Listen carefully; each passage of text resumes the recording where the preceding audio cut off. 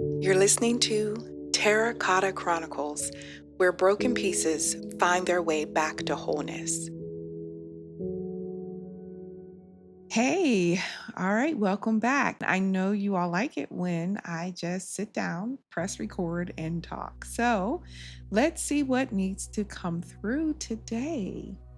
Oh, before I go any further, it's important to me that I don't move too fast because in the last episode, House of Illusions, I told you that I searched for God and I found God. But I also said that in that process, I found other things and it changed my life. Looking back now, I can see that my spiritual awakening wasn't happening separate from my marriage. It was unfolding right in the middle of it. Everything that was about to reshape my life was happening at the same time, even though I couldn't see the connections yet. Honestly, that's one of the biggest challenges I've been facing in telling this portion of the story because so many significant things were happening simultaneously. There wasn't just one storyline unfolding, there were several. My marriage was changing. I was returning to school. My relationship with God was evolving. My understanding of myself was changing. And other parts of my life were beginning to unfold in ways I couldn't have imagined. So I've decided the best way to tell this part of the story is to take it 1 year at a time.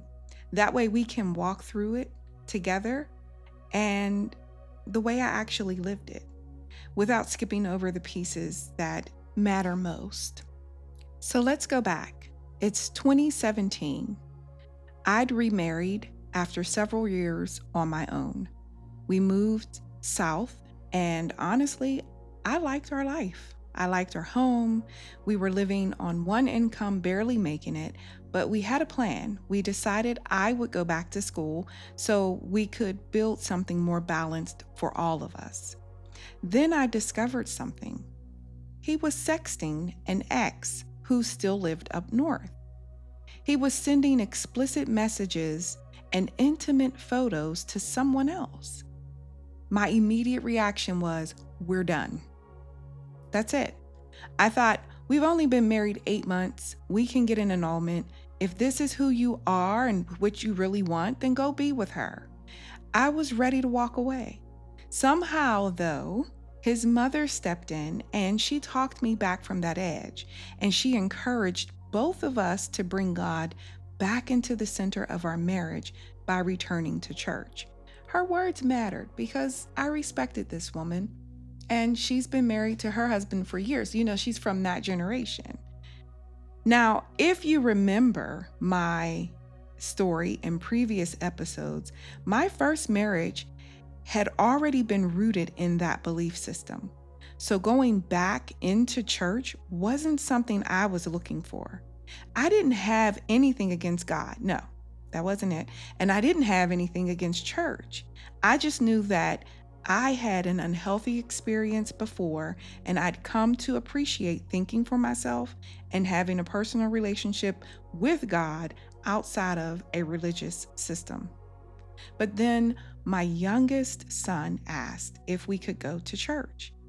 And that changed it a little bit for me because I didn't want to dismiss something that was important to him. So we found a church community and we began going as a family. And honestly, for a while, things seemed really, really good. The apprehension that I carried about returning to church never really materialized. There weren't demands or expectations that made me feel like I was losing myself. I actually felt peaceful there. As I relaxed back into the church life, I relaxed back into my marriage. In fact, I would say my love for him deepened more than it had in the beginning. You may remember me saying that, in the beginning, I didn't feel all of this limerence or woo-woo or head over heels for him. I just made a decision.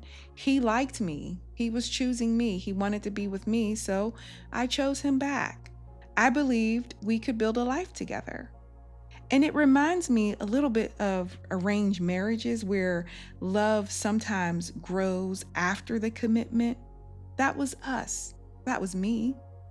I became more compassionate. I wanted to know him more deeply. I thought trust was growing between us. And you know what? There were no more sexting incidents, at least that I knew about.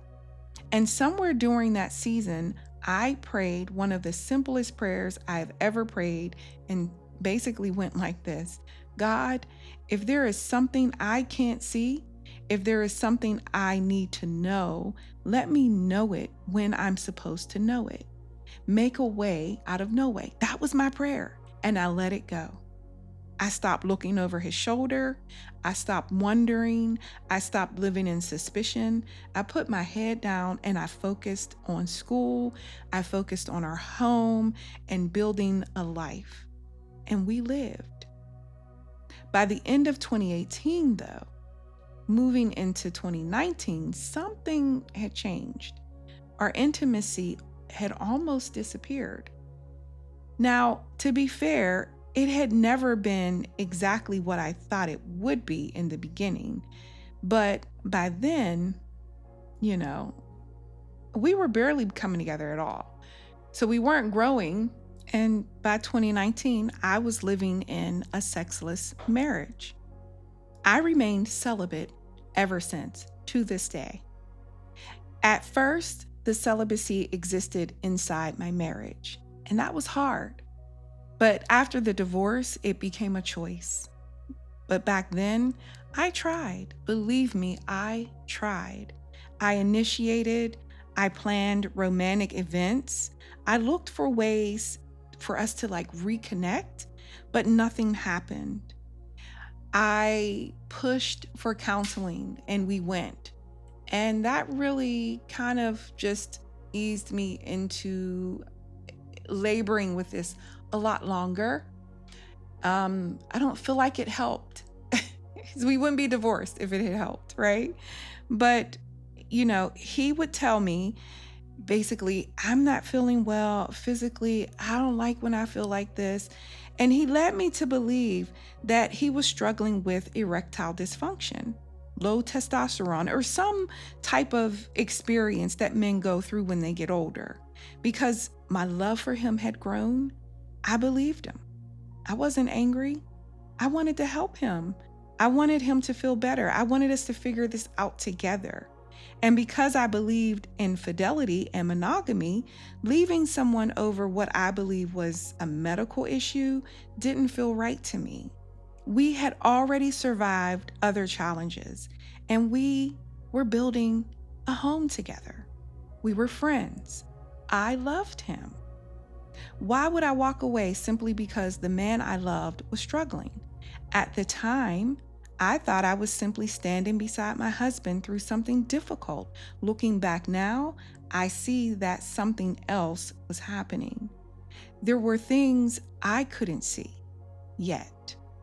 And in ways I didn't understand at the time, I believe God was protecting me. Today, I understand my season of celibacy differently than I did then. I believe it became part of preparing me for a relationship built on something sacred instead of simply something that looked right on the outside or just lust. But I didn't know any of that yet. See, that wasn't clear then. All I knew at that time was that the intimacy had disappeared, and I thought we were trying to solve a medical problem. I can see the absence of intimacy wasn't actually the story, it was a symptom. Something much deeper was quietly unraveling beneath the surface, and that's where the story goes next. You've been listening to Teracota Chronicles.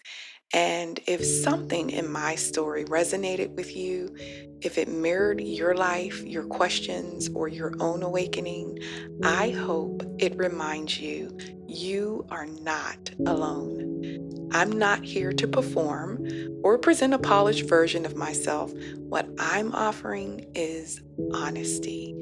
And if you choose to stay with me, This story is still unfolding. I'll return with the next part. Be open, be well, and be at peace until we meet again.